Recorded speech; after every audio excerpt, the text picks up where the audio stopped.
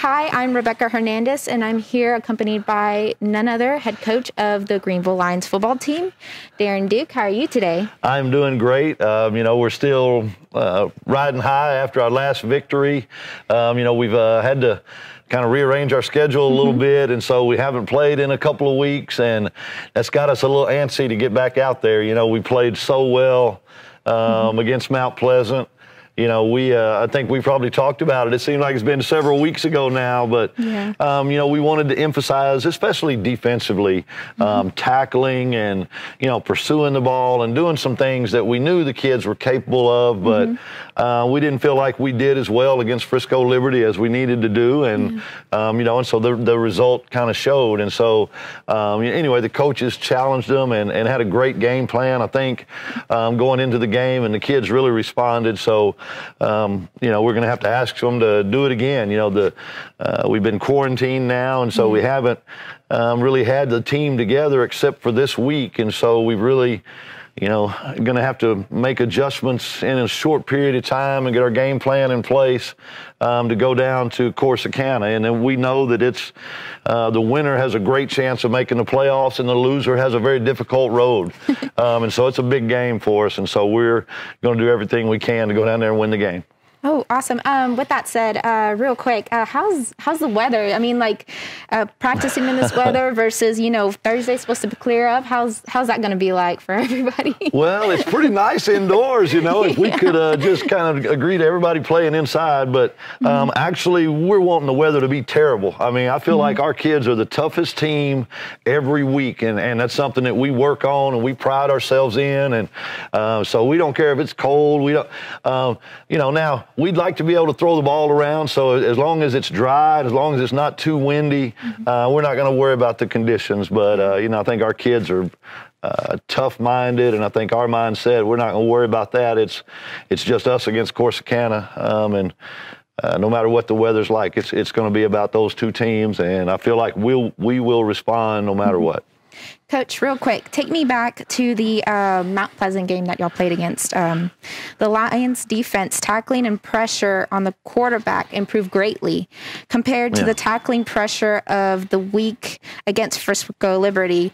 What changed in the week of practice between those games? Yeah, and I kind of talked about it just a little bit, but it was something that I think that we just stressed the fundamentals. It wasn't a drastic change in what we did, but, the coaches focused in on those things. Those are things that we felt like we could have done better against Frisco Liberty. And so, you saw how the kids responded. I thought it was one of the best defensive performances we've seen in a while. Yes. And against a good team, a team that we knew was going to challenge us running the football. And so just the coaches coming up with a good game plan, getting the kids in the proper position so that they can play.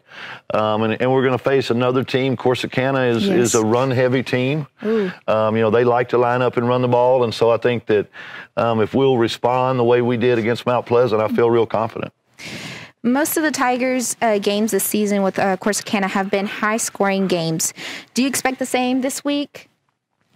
Well, we sure hope that our side of the ball is high scoring, and as long as our side is scoring more than their side, I think at this point, in a district game, especially one with so many playoff implications on the line, and we want 1 point more than them. I don't care how we get that point, 1 point more than them, but again, we pride ourselves that we're going to be solid defensively, and so we don't want to get into a shootout.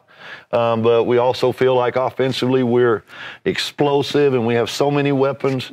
Brandon Stevens, the quarterback, it kind of starts with him. But if he's not keeping the ball, he's handing the ball off. Hugh Pitts is really coming on, a junior running back.